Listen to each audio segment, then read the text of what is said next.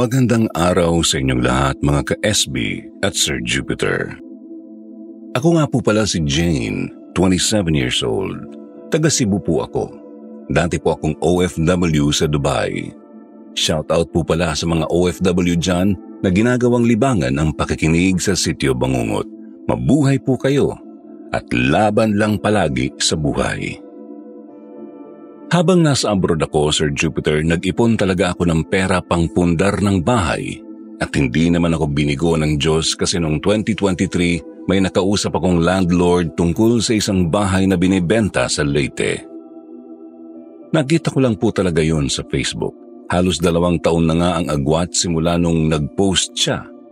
Pero kita kong wala man lang comment o likes. Pero nang isearch ko ito, meron pang post na recent lang kaya diretso ko ng chinat ang may-ari.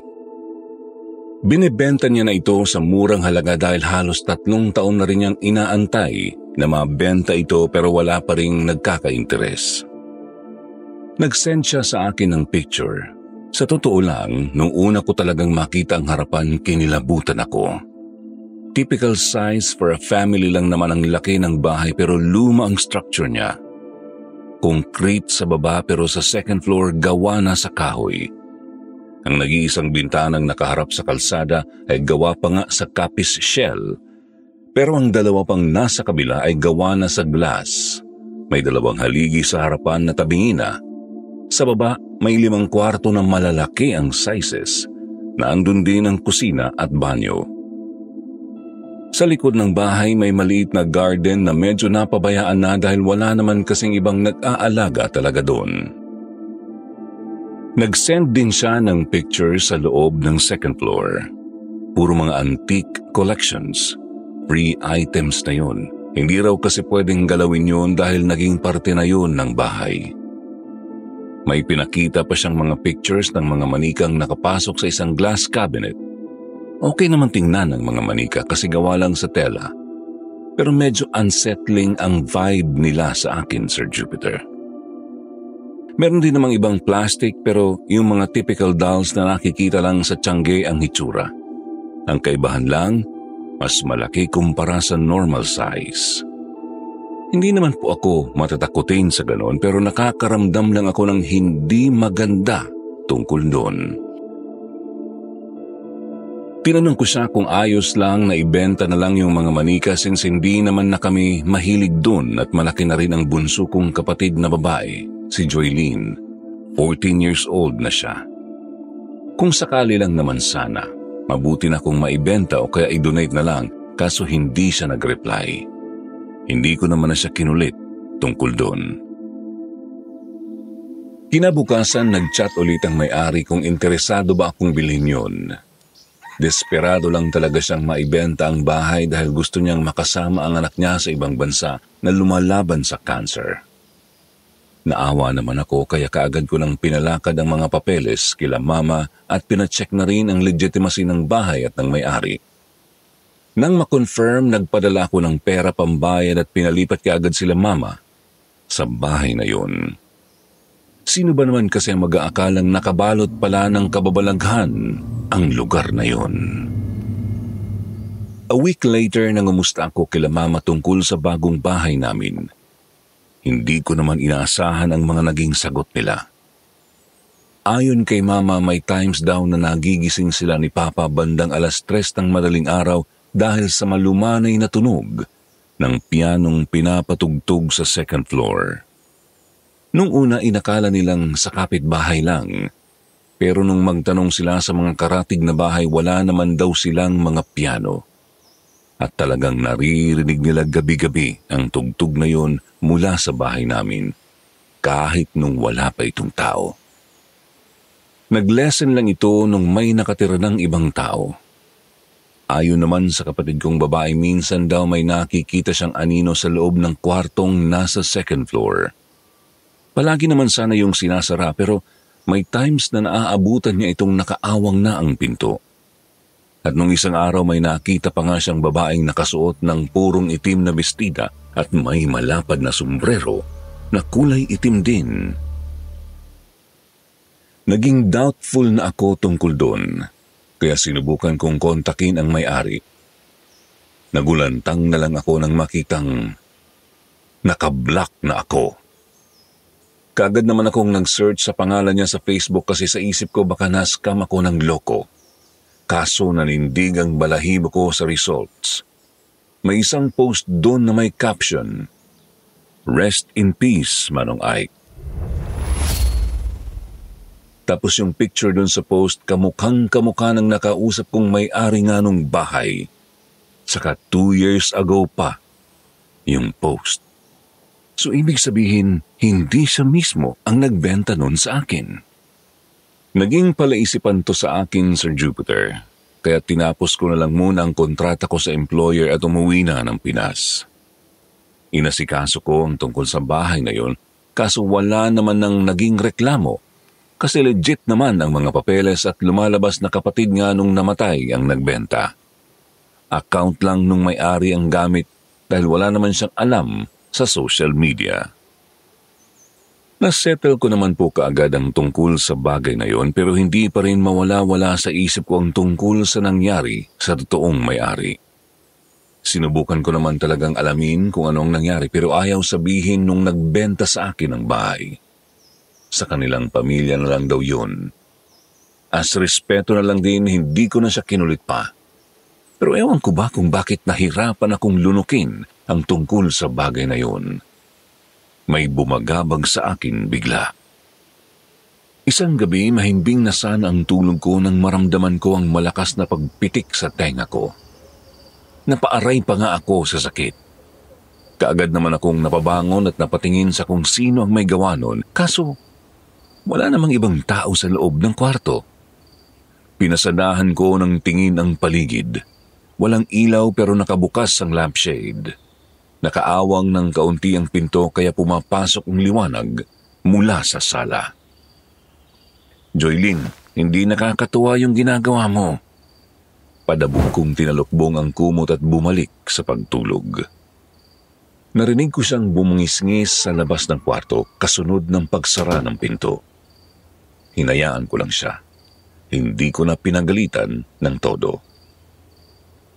Pagkuway, nagulantang na lang ako nang biglang may humila sa paa ko tapos kumalabog ang pinto ng cabinet. Yung bang malakas na itinulak pasara. Napabalikwas ako ng bangon sa gulat. Pagtingin ko dun sa cabinet, nag-swing pa ang pinto ng ilang beses bago ito tuluyang sumara. Dito na ako nagalit. Padabog akong lumabas ng kwarto at pasigaw na tinawag ang kapatid ko. Inantay ko pa siya sa bukana ng pinto ng kwarto ko pero hindi siya nagpakita. Inis kong tinungo ang kwarto niya. Pagbukas ko ng pinto, nakita ko siyang mahimbing ang tulog. Nangunot ang noo ko. Nilapitan ko siya at pinakiramdaman. Kung namamawis ba, kumakabog ang nibdib at kahit anong sign na kinakabahan dahil sa ginawa niya, pero wala eh. Mahimbing lang talaga ang tulog niya. Dito na ako medyo kinabahan, Sir Jupiter. Wala namang sinabi sila mama tungkol sa ganitong paramdam. Humugot ako ng malalim na hininga bago bumalik ng kwarto. Dinampot ko ang cellphone na nasa ibabaw ng mesa at tiningnan ang oras. Mag-alas 3 pa lang ng madaling araw. Isinalampak ko ang sarili sa kama habang nakabitin ang mga paa. Hindi ko na malayan na nahulog ako ulit sa mahimbing na tulog. Nagising ako ulit nang maramdaman ang mahinang kalabit sa balikat ko. Naririnig ko ang boses ni Joylyn, sinasabing tinatawag ako ni Mama. Malalim yung boses niya at nag-e-echo ito sa isip ko.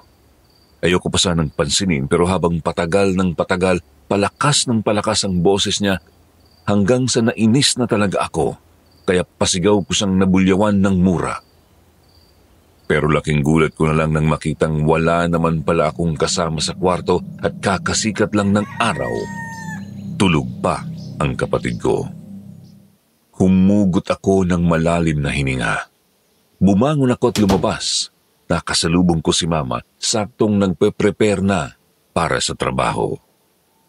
Tinanong ko siya kung tinawag niya ba ako kanina. Kinunutan lang niya ako ng noo. Saka lang kami nagkausap ulit nang magpaalam sila ni Papa na aalis na. Dahil wala naman talaga akong nagawa sa bahay nung araw na yon, nagpasya akong maglinis na lang.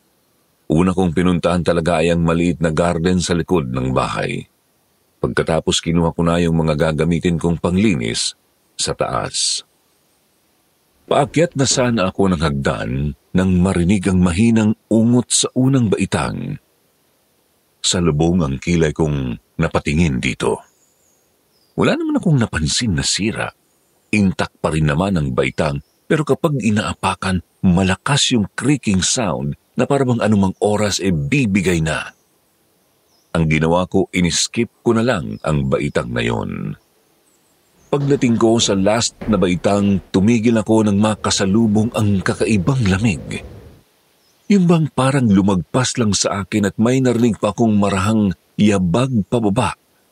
At ang na-confirm ko nga nung marinig ko ang pag-creak ng huling baitang. Nangunot ang noo ko. Nagulat ako nang pagtingin ko sa harapan, isang malaking manika ang tumambad sa akin. Nakapaloob ito sa malaking cabinet na gawa sa glass. Mabuti na lang talaga at nakakapit ako ng maayos sa railing ng hagdan kasi kung hindi baga nabagok na ang ulo ko sa baba. Nakakatakot pa naman ang itsura ng manika. Malaki ang mga mata. Nakangiti ng malapad at nakasuot ng purong itim, tapos yung pwesto niya nasa harap mismo ng hagdan. Yun ang pinakamalaking manikang nakita ko sa mga collections. Napabuntong hininga ako. Naglakad ako papuntang kaliwa kung nasan ang mga antique collections, mga lumang radyo pero buo pa ang hitsura, jars na iba't iba ang kulay at shape, compass, map, at marami pa talagang iba doon. Pagdating ko sa medyo malayo-layong banda sa kaliwa, napansin ko ang isang kwarto na nakaawang ng kaunti ang pinto. Sumasayaw-sayaw pa ito ng kaunti na parang hinahangin. Na-curious ako bigla sa kung ano ang meron sa loob. Dahan-dahan kong tinulak ang pinto. Makapanindig balahibo ang ungot ng bisagrang medyo matigas na. Ramdam ko naman ang hangin na nanggagaling doon sa bintanang maliit na nakabukas. Pinasadahan ko lang tingin ang buong kwarto. Wala namang kakaiba doon. Typical room siya na may malaking kama. Walang kabahid-bahid ng alikabok kaya sa isip ko laging nalilinisan ng loob. Mabango rin ang bedsheet, hindi lang basta fabric conditioner. Perfume po talaga na may halong lychee at rosebuds ang amoy. Sa harap nito may malaking aparador na may salamin sa pinto. Distorted nga lang ang reflection ko dahil sa makapal na alikabok at kung anumang mantsang nandoon na kulay itim. Meron din itong basag sa gitna. Sa may left side ng kwarto may piano doon na naka-disassembled. Kinalawang na ang paa ng table at matigas na rin ang mga keys. Naalala ko biglang sinabi sa akin ni Mama dati na minsan niyang naririnig na may tumutugtog nga rito tuwing madaling araw. Napaismid lang ako. Siguro naman isa lang talaga sa mga kapitbahay namin na ayaw umamin na may piano sila sa bahay. Posible namang nanggagaling nga ayon sa amin kasi sira-sira naman na hindi na talaga siya magagamit. Meron pang mga hanging cabinets doon na may nakalagay na iba't ibang klase ng manika at figurines. Walang kung anong unusual sa kwarto, maliban na lang sa pakiramdam na malamig at parang sinusundan ako ng amoy ng bedsheet. Lumabas na ako. Akma ko na sanang isasara ang pinto nang bigla kong marinig ang pagtugtog ng piano sa likod ko. Tumigil ang mga paa ko sa pinto. Nakalagay ang isang kamay sa doorknob. Nanuyo bigla ang lalamunan ko sa gulat, Sir Jupiter. Dahan-dahan akong lumingon paloob, pero nakatingin lang sa baba. Kitang-kita ko mismo ang paninindig ng balahibo ko sa balikat at panginginig ng kamay kong gusto na sanang bumitaw sa doorknob pero naninigas na sa kaba. Pagtama ng tingin ko sa bandang loob, lagpas ng kaunti sa pinto, mas lalo akong nanigas sa kinatatayuan nang makita ko mismo ang mga paa. Marumi, maraming sugat-sugat at naninigas. Napasinghap ako nang bigla itong gumalaw. Pinipilit na makahagbang sa kinaroroonan ko. Hinila ko ng malakas ang doorknob pero natanggal lang ito. Doon mas nanghina ako lalo at nangilid na ang mga luha ko. Hindi ko nagawang makatingin sa kung sino ang may-ari ng paa, basta na lang akong sumigaw at kumaripas ng takbo pababa. Napadaus-dus ako sa railings ng hagdan at nagtatakbo palabas, tumatawag ng tulong sa mga kapitbahay. Mabuti na nga lang at saktong palabas si Ate May, ang isa sa mga kapitbahay namin. Umiiyak, nanginginig at hindi mapakaling sinabi ko sa kanya na may ibang tao sa bahay kahit wala sila mama. Hindi siya nagdalawang isip na tulungan ako. Pinapasok niya ako sa bahay niya. Hinayaan na muna akong umiyak ng umiyak hanggang sa magawa ko ng kumalma. Nagtanong si Ate May kung ano ba talaga ang nangyari at sinong mga tao ang tinutukoy ko. Paunti-unti kong ipinaliwanag ang tungkol sa nangyari. Nakinig lang siya sa akin. Pagkatapos bigla na lang siyang bumuntong hininga. Tumingin sa akin. Kita ko namang meron siyang gustong sabihin pero hindi niya rin masabi-sabi. Ang tanging natanong niya sa akin ay kung ayos na raw ba ang pakiramdam ko. Tangulang ang isinagot ko sa kanya. Hindi naman nagtagal, dumating si Mama. Hinayaan ko na muna siyang makinig tungkol sa nangyari sa akin bago kami umalis at umuwi. Sa isip-isip ko that time, Sir Jupiter, ayoko na munang isipin ang tungkol sa nangyari. Baka siguro guni-guni ko lang yun. Ewan ko ba kung bakit biglang nag-shift ang utak ko sa mga oras na yon. Obviously, takot na takot ako nung una. Tapos hindi ko alam kung bakit pakiramdam ko, wala lang yun. Pati nga si Mama nagtaka sa sinabi ko eh. Pero hindi naman na kami napilit pa ni Ate May. Pagbalik namin sa bahay, papasok pa lang sana kami nang maramdaman ko biglang pagbigat ng leeg at balikat ko. Para akong may pasan-pasan na sobrang bigat.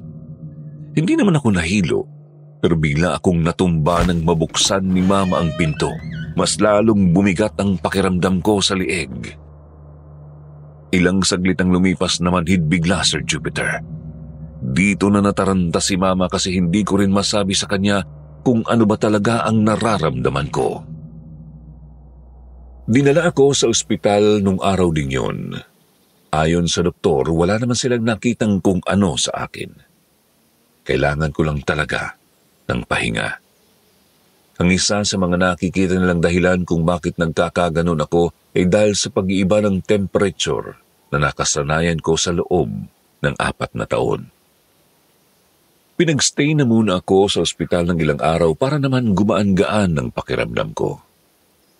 Nung pauwi na kami sa bahay, ininform ako ni Mama na magkakaroon ng gathering sa bahay para sa maliit na handaan bilang welcome party sa pagdating ko. Ayoko naman na sanang pumayag pero nag-insist si Mama. Ang totoo po kasi nito, Sir Jupiter, habang nasa ospital ako kung ano-ano ang mga panaginip ko tungkol sa bahay na yon. Hindi ko maipaliwanag ng maayos yung mga senaryo kasi blurred naman. Pero sigurado akong nangyayari yun sa loob ng bahay. Kaya todo ang tanggi ko kay Mama tungkol sa small welcome party na yon kasi naiisip ko baka may mapahamak. Hindi naman talaga ako masyadong nagpapaniwala sa mga ganong bagay pero mas mabuti na rin yung doble ang pag-iingat. Pero ayun nga. Wala na rin naman akong nagawa dahil sila Mama ang nagdesisyon at gumastos. Umuwi kami nung umaga. Tapos sa hapon, tinulungan ko na si Mama sa pagluluto at kung ano-ano pang kailangan na i-set up para sa party. Habang patagal ng patagal ang pag-prepare namin, mas lalo namang bumibigat ang pakiramdam ko.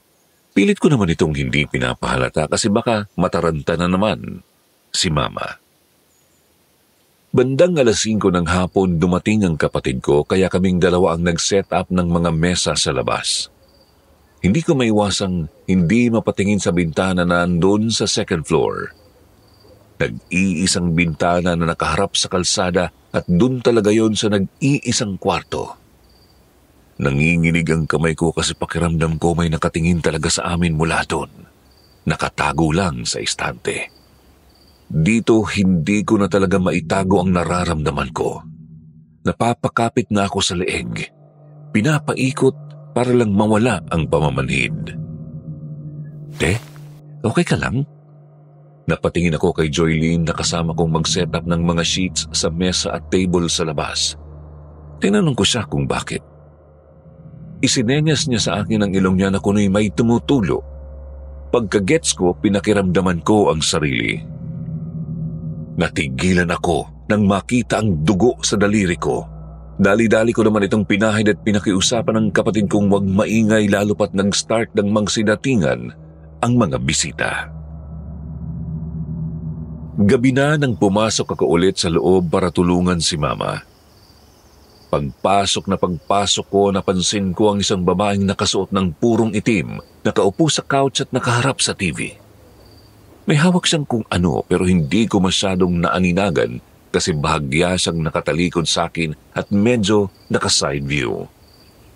Nakasuot pa nga ng sombrero kaya pati ang mukha hindi ko rin nakilala. Hindi ko na lang siya pinansin. Pagdating ko sa kusina, tinanong ko si Mama kung sino yung nasa couch. Diretsong nagbiro na meron palang party boomer dahil sa suot niya. Nangunot ang noo ni Mama.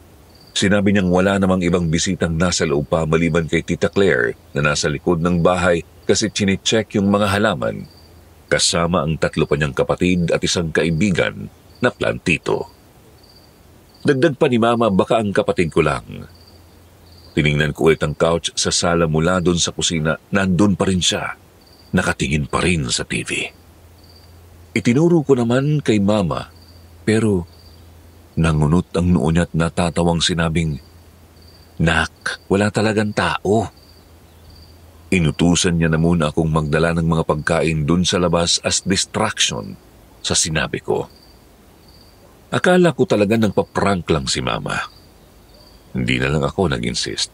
Kinuha ko na lang ang tray ng pagkain at diretso na akong lumabas. Pagdating ko sa sala, as in, hindi talaga ako pwedeng magkamali, Sir Jupiter. Nandun nga siya. Hindi pa rin naman nagbabago ang posture niya. Ang ginawa ko, pasimple ko siyang kinunan ng picture at dali-dali na akong lumabas. Pagkalapag ko ng pagkain, tiningnan ko ang picture na kinuhanan ko sa sala at ganun na lang ang pagkabog ng dibdib ko nang makitang walang tao sa couch. Nanuyo ang lalamunan ko at nanigas ang buong katawan ko sa kinatatayuan. Ilang saglit lang naramdaman ko nang bumabaliktad na ang sikmura ko. Napatagbo ako sa likod ng bahay at sinubukang dumuwal doon pero wala. Naamoy ko naman na at ramdam ko na talagang nasa lalamunan ko na ito pero hindi ko mailabas-labas. Tumakbo na naman ako diretso sa banyo at tumambay sa lababo. May kung anong kumikibot-kibot sa lalamunan ko. Ibinasok ko pa ang daliri sa bibig para lang talaga masuka pero wala pa rin. Pagtingin ko sa sahig, nanlaki ang mga mata ko nang makita na naman ang mga paang nakita ko nung umaga sa kwarto. Ang lapit-lapit niya sa kinaroroonan ko, Sir Jupiter. Pero nang iangat ko ang tingin sa salamin, ako lang bang isa? Nadistract ako nang marinig ang katok sa pinto. May tumawag sa akin. Hindi pamilyar sa akin ang boses pero babae. Sa isip ko naman baka si Joylene lang yun kaya sinabi kong, "Sandali."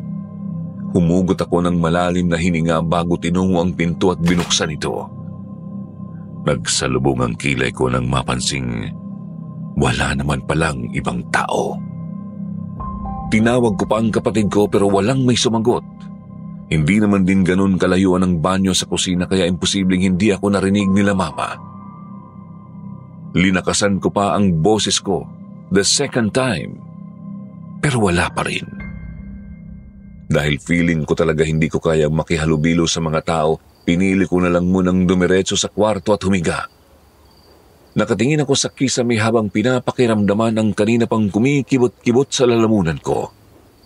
Hindi ko namalayan na nakatulog pala ako at hindi na nagawang makisalamuha sa mga bisita. Bandang 3:00 ng madaling araw, nagising ako nang marinig na naman ang boses na tumawag sa akin mula sa labas ng pinto. The same boses na tumawag sa akin nung nasa CR ako. Nung una ayoko na sana itong pansinin kasi nahihilo talaga ako at gusto kong makatulog ng maayos. pero palakas ng palakas ang pagtawag nito sa akin. Dahan-dahan akong bumangon at pasuray-suray na tinungo ang pinto. Pagbukas ko, tumambad sa akin ang isang manika. Nakaupo ito sa sahig pero nakatingala sa akin. Malapad ang ngiti nito at nanlalaki ang mga mata. Napamura ako nang wala sa oras at sa inis ko tinadyakan ko ito palayo. Pagkuway malakas kong isinara ang pinto at bumalik na sa higaan.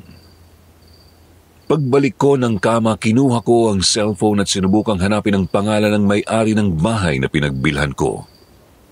Kaso dahil nga deactivated na, hindi ko na mahagilap. May gusto lang sana talaga akong itanong sa kanya tungkol sa bahay na yun. Nagguguluhan ako tungkol sa nangyayari. Meron ba talaga siyang hindi sinabi sa akin tungkol dito? May dapat pa ba kaming malaman at pag-ingatan? Paglapat ulit ng tingin ko sa pinto, napansin ko ang anino ng taong pabalik-balik ng lakad sa labas. Kumabog na naman ang dibdib ko, pero sa isip ko mas magiging ligtas ako kung hahayaan ko lang at hindi na ako mag-a-attempt na buksan ang pinto. Inabot ng ilang minuto ang pananatili ng aninong yun sa labas pero pilit ko pa rin pinakalma ang sarili. May nakita kong rosaryo na nasa tapat lang ng hinigaan ko. Dahan-dahan ko itong kinuha at napatakbo pabalik ng kama. Nakayakap ako sa tuhod na hinigpitan ang hawak sa rosaryo. Nanginginig ang mga kamay ko at namamawis na rin. Pabigat ng pabigat ang paghinga ko na kahit anong klase ng pagpapakalma, hindi umuubra. After 10 minutes, bigla itong nawala. Nanginginig ang kamay kong ibinaba ang rosaryo at maingat na inilapag sa kama. Tinawag ko sila mama. Malakas na malakas ang boses ko, halata ang panginginig at takot. Sa awa ng Diyos, narinig ako ni Joylene. Siya ang pumunta sa kwarto ko at tinanong kung anong nangyayari sa akin. Pinapasok ko siya. Hindi pa pala natatapos ang party pero tulog na ang ilang bisita. May iilan sa kanilang naghihintay pa rin na makihalubilo ako. Hindi ko alam kung tama bang pag-usapan ng tungkol sa bagay na yun pero tinanong ko si Joylene kung meron ba siyang napansing ibang tao na nasa labas ng kwarto ko kanina. Nag-isip si Joylene ng ilang segundo bago umiling. Ang nakita niya lang ay yung manika na nakasampay na doon sa railing ng hagdan. Nagtanong siya sa akin kung ako ba talaga ang naglagay nun doon. Paano namang napunta sa railings? Tinadyakan ko yun. Malayo yung kwarto ko doon sa hagdan kaya imposible na mapunta yun doon. Magsasalita pa sana ako nang may kumatok sa pinto at dumungaw ang ulo ni Mama. Ngumiti siya sa amin at pasuray-suray na lumapit. Hinawakan niya ang kamay ko at hinila. Sinabing kailangan kong makihalubilo para hindi ako magmukhang bastos sa ibang bisita. Kinamahan ako. Iba yung aura ni Mama. Alam kong lasing siya pero may mali talaga. Napatingin ako sa kinaroroonan ni Joylene. Nagsenyas ako sa kanya na kailangan niya akong hilahin palayo.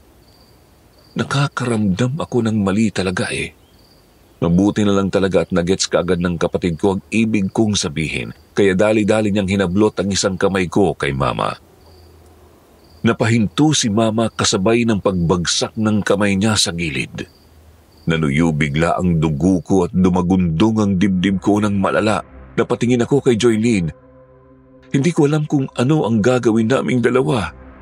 Pagtingin ko ulit sa direksyon ni Mama, dahan-dahang pumilig ang ulo niya bago niya ito pinaikot ang katawan paharap sa amin. Halos malagutan kami ng hininga ng kapatid ko sa tindi ng takot sa itsura ni Mama. Namumutla ang mukha na halos kating puti na ng papel, tuyo ang labi at labas na ang mga ugat.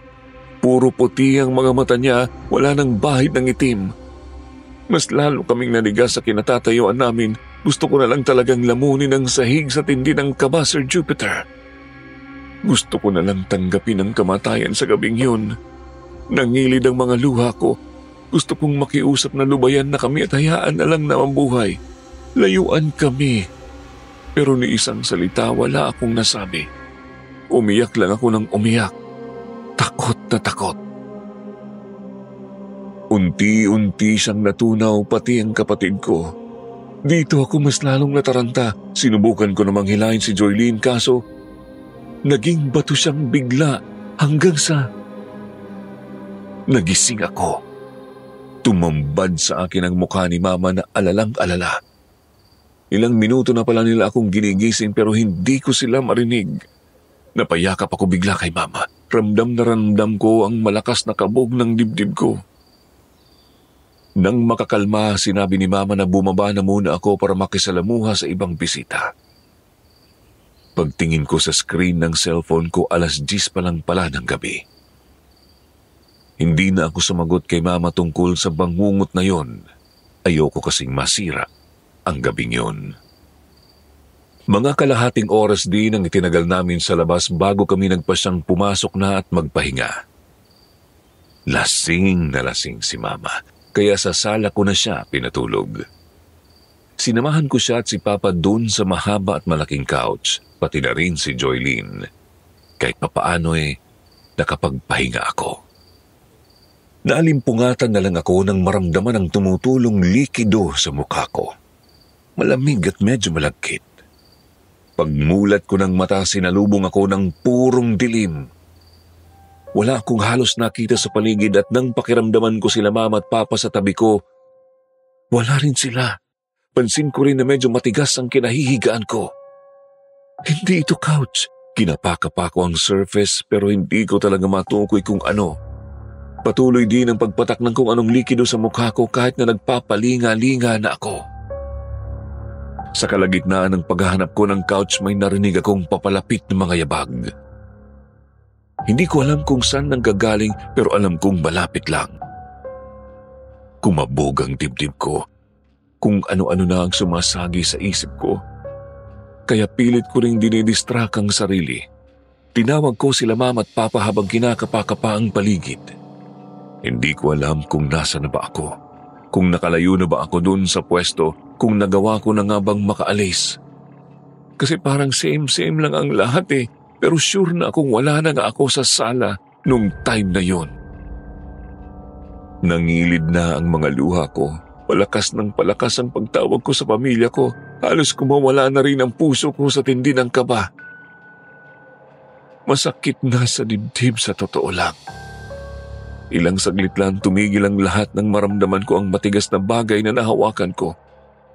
Malamig at parang humihinga. Nanginginig ang kamay kong pinakiramdaman pa ito lalo. Nag-aalinlangan akong nagtanong kung sino ba siya at kung kilala niya ba ang presensya ko. Sinagot niya ng malalim na hininga. Nanalaytay ang malamig na hangin sa balat ko. Mas lalo akong nakaramdam ng pagkabalisa pero sinubukan ko pa rin magtapang-tapangan. Tinanong ko siya ulit kung sino ba siya pero hindi niya talaga ako gustong sagutin. Pagsasalita pa sana ako nang biglang magliwanag ang buong paligid at bumungad sa akin ang isang manikin na walang ulo. Napasigaw ako ng malala sa pag-aakalang tao talaga yun. Pero nang ma-realize kong walang kwentang naging takot ko, tinadyakan ko palayo ang manikin at naglakad-lakad. Hinahanap sila Mama. Hindi pa rin ako pamilyar kung nasan ako. Rinig na rinig ko talaga ang pag-echo ng mga yabag ko at kahit ang paghingal ko. Para akong nasa ilalim ng kuweba pero kung titignan ang paligid, bahay naman na totoo. Hindi nga lang sa amin. Ilang saglit lang narinig ko ang boses ni Mama, tinatawag ako. Habol na habol niya ang hininga at mangiyak-ngiyak na rin base sa tono ng boses niya. Nagpalinga-linga ako kaso hindi ko naman siya makita. Ni isang anino ng kahit sino sa likod o sa gilid wala akong nakita. Klarong-klaro ang boses niya pero hindi ko alam kung bakit hindi ko siya mahagilap. Pagkuway naramdaman ko ang malamig na kamay na bumaon sa magkabilang balikat ko. Pagtingin ko sa harapan, naandun na si Mama, umiiyak at pagtingin ko ulit sa paligid ng unot ang noo ko nang ma-realize na nasa labas na pala ako ng bahay at papunta na sa kalsada. Sinabi ni Mama na nag-sleepwalk ako. Lutang na lutang ako nang ipasok ulit ni Mama. Marami akong tanong sa kanya pero hindi ko maisalita. May malaking bara sa lalamunan ko, Sir Jupiter. Ang ginawa ko, hinayaan na lang si Mama na gumawa ng paraan para makakalma ako. Hindi na kami nakatulog pareho hanggang sa sumapit na lang ang 6:00. Sakto namang weekend so walang pasok. Kaso may mga lakad ang mga tao sa bahay kaya naiwan na naman akong mag-isa doon. Lumipas ang maghapon nung araw na yun na wala akong ginawa kundi ang manood ng TV at kumain. Hindi ko nagawang makakyat para tingnan kung anong dapat linisin at kung ano-ano, pero sa totoo lang may malaking bagabag sa isip ko that time. Kailangan ko talagang makausap ang may-ari tungkol sa bahay na yun kasi mukhang hindi normal ang mga nakikita ko. Sinubukan ko naman siyang kontakin gamit ang phone number na ibinigay niya nung magkaharap kami kaso out of coverage rin. Simple lang naman talaga ang gusto kong mangyari. Malaman lang kung ano ang totoo kasi baka makatulong ako. Sa lalim ng iniisip ko hindi ko namalayan na naubos na pala ang pagkain ko kaya umalis na muna ako at dumiretso sa kusina para kumuha ulit. Paglabas ko na napansin ko ang babaeng nakaupo dun sa couch. Naalala ko bigla yung nakita kong naka-black kasi same na same sila. Nakasombrero rin. Kinabahan ako bigla. Hindi ko alam kung lalapitan ko ba o hahayaan na lang. Gusto kong bumalik at hindi na lang sa pansinin pero andun yung takot na hindi ko talaga ma-deny. Yumuko ako. Humugot ng malalim na hininga para pakalmahin ang sarili. Pagbalik ng tingin ko sa couch, pansin kong wala na siya. Sa isip ko, baka namalikmata lang ako. Baka nakainom ako kagabi ng alak pero napagkamalan kong soft drinks, kaya kung ano-ano na ang naiisip ko. Bumalik ako sa couch na para bang normal lang ang nangyari. Inilagay ko ang popcorn sa ibabaw ng mesa at nagpatuloy sa panonood. Mga 15 minutes after, naramdaman kong may humihimas-himas sa buhok ko. Tumingala ako para tingnan kung sino ba yun, pero wala namang tao. Natigil ito nang ibalik ko ulit ang atensyon sa TV. Pero makalipas ang 2 minuto, meron na naman. Nang hawakan ko ang buhok ko, napasingap ako nang maramdaman ang magaspang na kamay. Napaigtad ako nang wala sa oras. Napatingin sa likuran, kaso wala pa ring tao. Pagtingin ko sa hagdan, nanikip bigla ang paghinga ko nang makita ang isang babaeng nakaitim. Lumagpas sa isang baitang pataas. Confirmed na meron ngang tao kasi narinig ko yung mahinang ungot ng hagdan. Sinundan ko, Sir Jupiter. Pagdating ko mismo sa baba ng hagdan, nakita ko ang babaeng dahang-dahang naglakad in a weird way. Dire-diretso na para bang nakalutang lang sa sahig. Dali-dali akong umakyat at sinundan siya. Pagdating ko sa huling baitag, narinig ko ang mahinang pagbagsak ng door frame sa istante. May pumasok sa nag-iisang kwarto sa taas.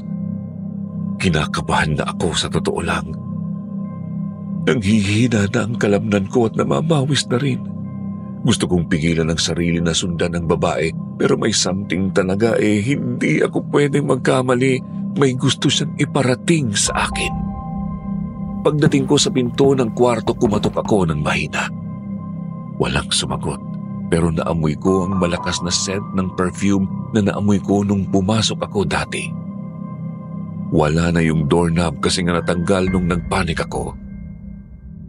Napatingin ako sa malaking butas ng pinto.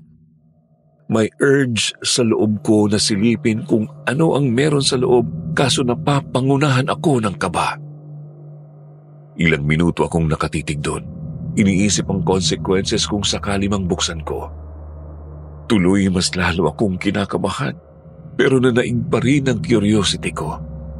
Dahan-dahan kong prines ang pinto, kaso mabigat. Pumwesto ako para itulak ito, pero hindi ko pa rin matinag. Parang may nakadagan na mabigat sa loob ng kwarto at ayaw ako nitong papasukin. Mind you, Sir Jupiter, hindi pa rin nawawala ang perfume. Kung ano-ano na ang sumasagi sa isip ko kaya mas lalo akong kinabahan. Mabuti na lang talaga't may dumating, ang kapatid ko. Tinawag ko naman siya kaagad at pinaakyat. Nang magkaharap kami, nangunot ang noo niya. Para siyang may gustong sabihin pero naaalangan kaya inunahan ko na siya ng tanong kung ano ang meron. Napapalunok siyang nagtanong kung bakit may pasapasa ako sa braso at sa bandang leeg. May kung ano rin sa bandang noo ko na parabang nabagok. Nagsalubong ang kilay ko sa sinabi niya. Wala naman akong maramdaman na masakit sa katawan ko. Dali-dali akong napatakbo sa kinaroroonan ng mga glass cabinets ng mga manika at tiningnan ng sarili. Natigagal ako nang makitang meron kang mga pasapasa sa liig ko banda at pati na rin sa braso. Nang pisil-pisilin ko ang mga pasa, wala naman akong maramdaman na kung anong sakit. Sinubukan kong alalahanin kung nabangga ba ako sa estante or anything na posibleng makapagpaliwanag tungkol dun sa mga pasa, kaso wala Wala naman kakaibang nangyari nung time na nag-aasikaso ako ng mga pagkain maliban sa pag-nosebleed ko. Sa isip ko, baka talaga allergic ako sa ibang drinks kaya naghanap ako ng gamot pang-allergy. Nawala sa isip ko ang tungkol sa babaeng pumasok dun sa kwarto.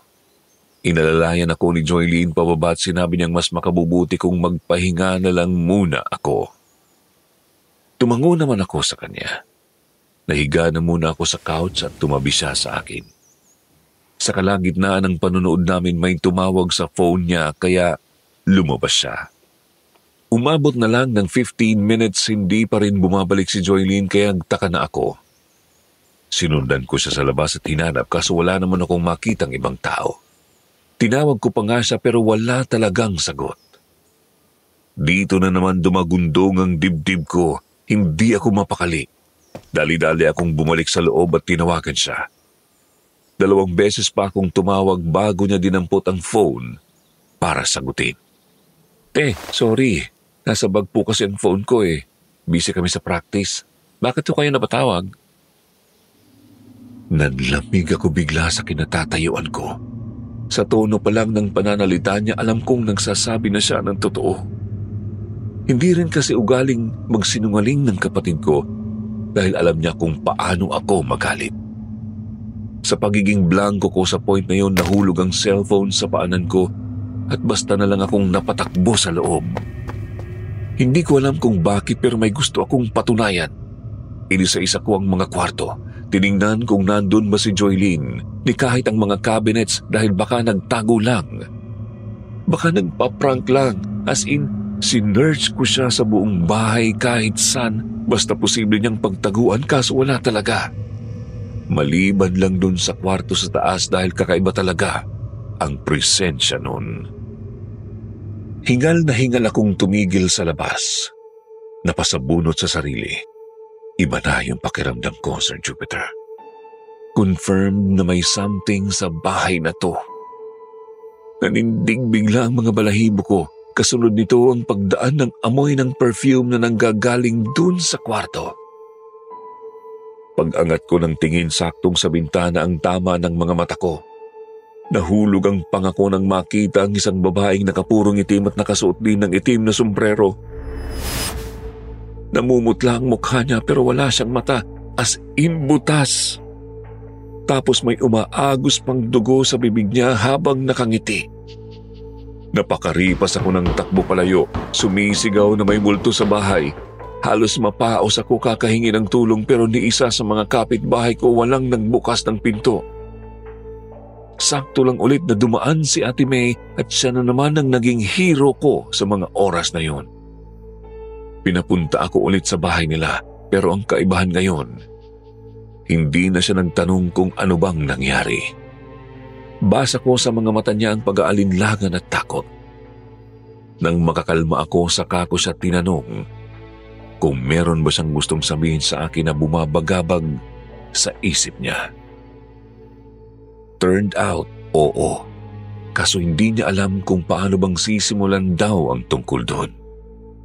Hindi ko naman na siya gustong pilitin pero pati ako nababagabag din. Hinayaan ko na muna siya ng ilang minutong makapag-isip-isip.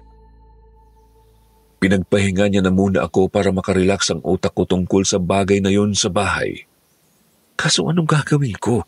Nakikita ko pa rin ang babae ni kahit dun sa kanila. Feeling ko sinusundan ako pero at the same time naiisip ko na baka guni-guni ko na lang yun. Makalipas ang 1 oras, binalikan ako ni Ate May sa sala. Tinanong niya ako kung handa nga ba akong makinig sa kung ano man ang sasabihin niya tungkol sa biniling bahay ko. Naalanganin ako bigla sa sinabi niya. Kinabahan ako kung ganun may alam pala siya tungkol dun. Dahan-dahan akong tumango. Though sa totoo lang kinakabahan ako sa kung ano ang sasabihin niya. Umusog siya ng kaunti sa akin at hinawakan ang kamay ko. Pagkatapos, umayos siya ng upo at nagsimulang magkwento. Ito po ang isinalaysay sa akin ni Ate May. Matagal nang iniwang nakatiwangwang ang bahay na yun. Dati may nakatira doon na matandang babae na tinatawag nilang Papo Lorna. Mabait ang matandang yun at walang umagang hindi nababati si Ate May tuwing napapadaan siya doon pauwi. Palagi siyang nakatambay sa labas sa may gilid ng kalsada mismo. Nakaupo sa rocking chair. Paborito niyang suotin ang itim na bestida at malapad na sombrerong gawa sa yarn. Sabi niya handmade gift yun ng late niyang asawa at sa tuwing suot ni Papo Lorna ang sombrerong yun, nararamdaman niya raw ang presence nito. Malakas at masayahin siya kung titignan pero kapag nasa loob ng bahay, ramdam ni Ate May ang bigat at lungkot kasi siya lang mag-isa. Isang araw nang dumaan si Ate May dun sa bahay, napansin niyang wala na ang matanda. Wala na rin ang rocking chair niya na nasa labas. Ilang araw siyang wala dun kasi nagkaroon ng emergency sa trabaho. 3 araw siyang nag-sleepover sa office. Pinalampas niya na muna ito pero hindi siya makatulog. Bandang tanghali pumunta siya sa bahay at kumatok. Inaasahan na bubuksan ni Papo Lorna at sasalubungin ng ngiti. Pero bigo pa rin siya. Hanggang kinabukasan, sa sumunod na araw at paglipas ng 1 linggo, walang Papo Lornang nakita sa labas. Dito na talaga naalarma si Ate May. Sinubukan niya na ring buksan ang pinto pero nakalak. Alam niya namang hindi umalis ang matanda kasi may mga naiwang gamit na nakatiwangwang lang sa labas. Nagkaroon din siya ng kakaibang kutob kaya minabuti niyang tumawag na lang ng pulis para makasiguro. At hindi nga nagkamali ang kutob niya. May nangyaring masama sa matanda. Nakita siyang nakabitin sa loob ng kwarto niya sa 2nd floor. Suot niya sa araw na yun ang itim na damit at itinali niya rin ang sombrero sa left hand niya. Inimbestigahan pa nga yun sa pag-aakalang merong gumawa ng krimen kaso clean ang record at lumalabas na talagang ginusto ni Papo Lorna ang nangyari. Diretsahang inilibing ang labi niya kasi naaagnas na ang katawan niya. 3 araw ang nakalipas simula nung nawala si Papo Lorna, dumaan ulit si Ate May sa bahay na yon for some reason. Hindi naman na kasi nagagalit ang matanda kung tatambay siya ng ilang saglit kahit sa labas lang. Sa katunayan, gusto pa nga nito na merong bumibisita lagi dun sa bahay niya kasi wala naman siyang ibang kasama. Kaso nung time na yon, Sir Jupiter, meron siyang napansin na bintana sa 2nd floor. Babaeng nakadungaw, nakasuot ng purong itim at natatakpan din ang mukha ng sombrerong itim. Hindi masasabing si Papo Lorna yon kasi dalaga pa ang itsura niya. Kinilabutan pa siya kasi sinusundan siya sa bawat galaw niya. Sa isip niya baka anak lang yon ni Papo Lorna at kung sinong related sa kanya. Kaya minabuti niyang umalis na lang kesa ipahiya pa. Pero nagulat siya nang makitang nakakandado pala ang pinto sa labas. May malaking padlock na nakabitin mismo sa labas sa gilid ng doorknob. Pagtingin niya ulit sa taas, wala na ang babae.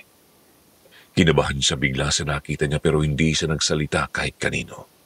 Sa sumunod na araw napadaan siya ulit at nakita niya na naman ang babaeng yun na nasa 1st floor na nakadungaw sa bintana. Sinusundan talaga siya ng mga tingin nito pero ang nakapagtataka, paano siya nakapasok?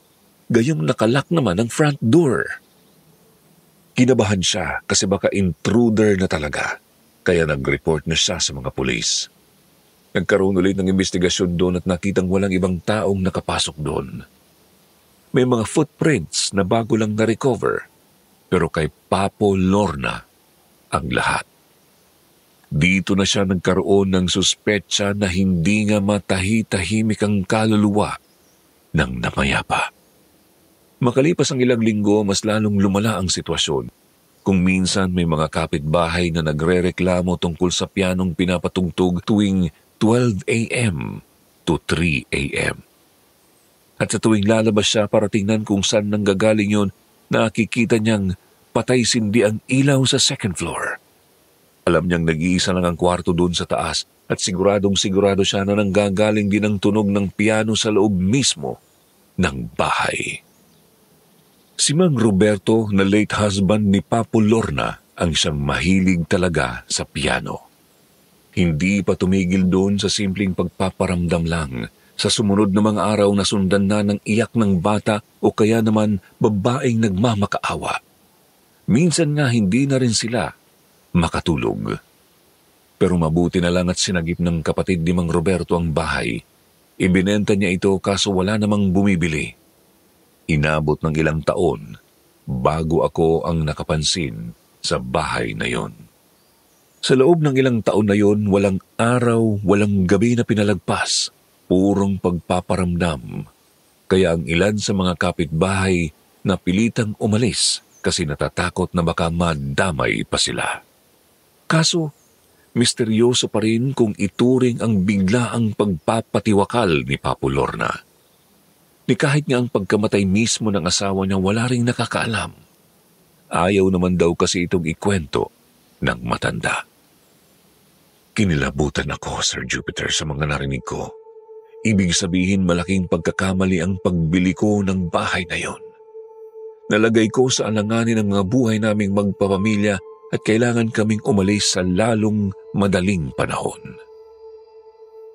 Ayon pa kay Ate May, ang mga pasa sa akin ay posibleng sign ni Papo Lorna na hindi siya natutuwa sa nangyari.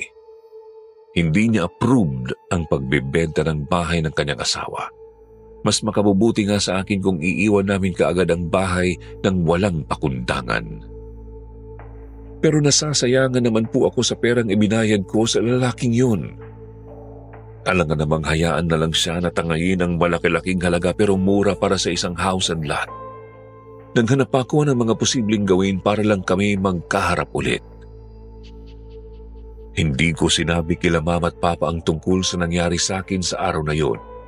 Ni kahit si Joylene na kulit ng kulit sa akin tungkol sa pagtawag sa kanya ay hindi ko rin magawang pansinin.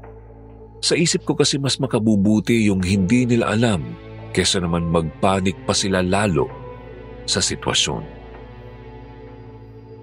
Nung gabing yun, hindi ako makatulog. Panay ang paling ko dahil hindi ako komportable sa kinahihigaan ko.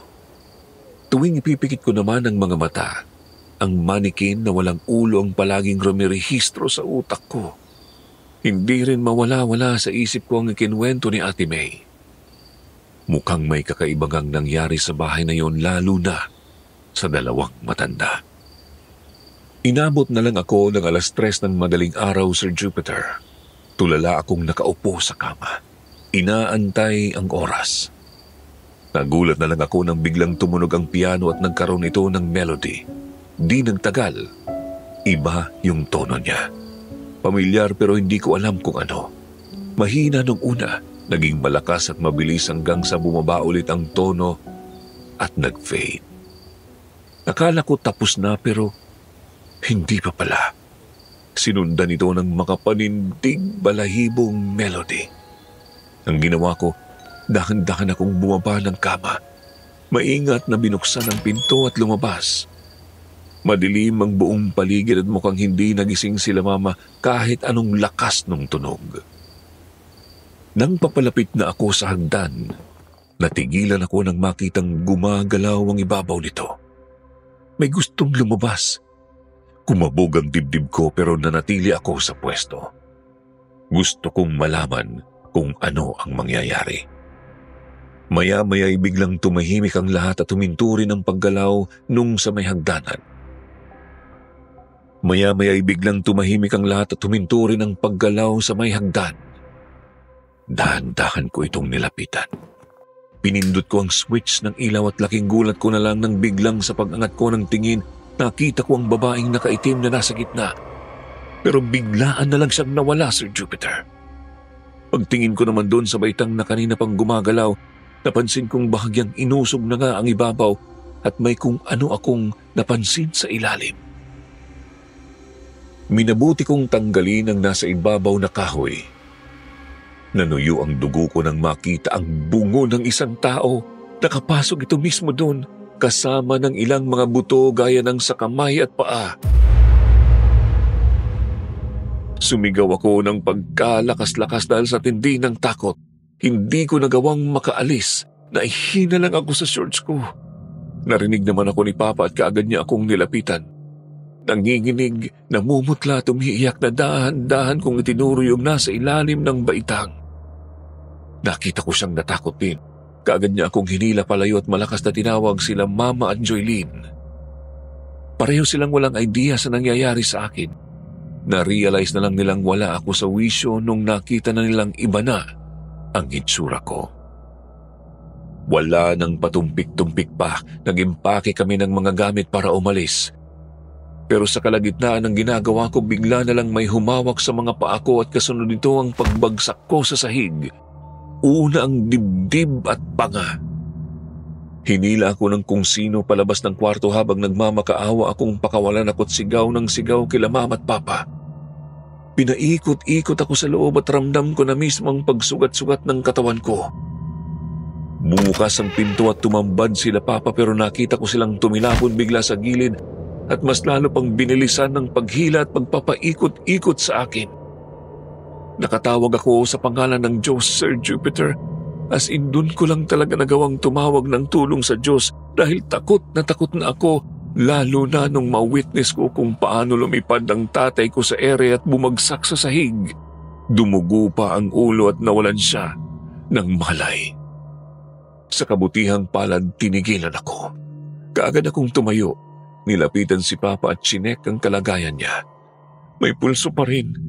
Hindi ko alam kung saan nagpunta sila Mama at Joylene nung time na yon kasi paglabas ko walang tao. Hindi ko na sila hinanap. Dire-diretso akong lumabas, tumawag ng tulong kila Ate May na saktong nandun lang sa bahay nila sa gabing yun. Kaagad naming dinala si Papa sa ospital pero hindi pa rin mawala sa isip ko kung nasaan nga sila Mama at kapatid ko. Kaya naman pagdating namin sa ospital, imbis na susuriin pa sana ako ng doktor dahil sa maraming dugo sa damit ko at gutay-gutay pa ang bandang tiyan, inuna kong i-check sila Mama. Kaso nakailang dial na ako, wala pa rin silang sagot. Nakailang text na rin, wala talaga. Wala akong choice, kailangan ko talagang umuwi. Pero hindi ako pinapayagan ng doktor dahil posible kong ikapahamak ang malaking sugat ko. Pagsapit ng umaga na balitaan ko na lang na wala na sila Mama at Joylene.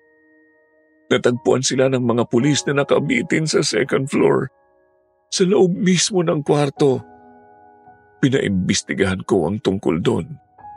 Pero walang lumabas na ibang dahilan. Pinili nilang kitilin ang mga buhay nila. Doble-doble ang inabot naming sakit at hirap. Dinala sila sa punerarya. Doon ibinurol. Sa totoo lang habang nakaburol sila, hindi ko magawang lumapit. Ang hirap pumasok na nakikita silang nakahiga sa kabaong. Ang tatay ko naman halos hindi makakain sa tindi ng sakit na dinanas niya. Mas lalong bumigat ang lahat ng ilibing sila pero pinilit namin ni tatay na makabangon. Alam kong may mali sa bahay na yon at kung tatagal pa kami, siguradong ako na naman ang pagdidiskitahan lalo pat ako ang unang nadikitan. Pero marami akong tanong sa sarili. Ako naman na sana yung may signs pero bakit ako yung nakaligtas? Ano ba talaga yung purpose kung bakit naging ganun ang pamilya ko? Napaka-misteryoso naman ang pagkawala nila Paano silang nakaakyat sa taas nang hindi man lang namin nanonotice? Basta Sir Jupiter, maraming tanong sa isip ko. At hanggang ngayon, unsolved pa rin ang kasong yun sa pamilya ko. Dinala ko ulit si Papa pabalik ng Cebu at nag-start kami ng buhay ulit. Dala ang sakit na sinapit ni na Mama at ni Joylene. Sobrang hirap pero unti-unti naming tinatanggap. Ipinagdasal ko na lang po na sana nasa kaharian na sila ng Diyos at hindi nandito sa mundo. Hindi makatawid dahil sa biglaang pagkawala nila. Kayo mga kasityo Bangungot, anong kwentong murang bahay ang meron kayo? Share nyo naman po yan dito sa paboritong channel natin, Sityo Bangungot. Maraming salamat po sa pagbabasa, Sir Jupiter.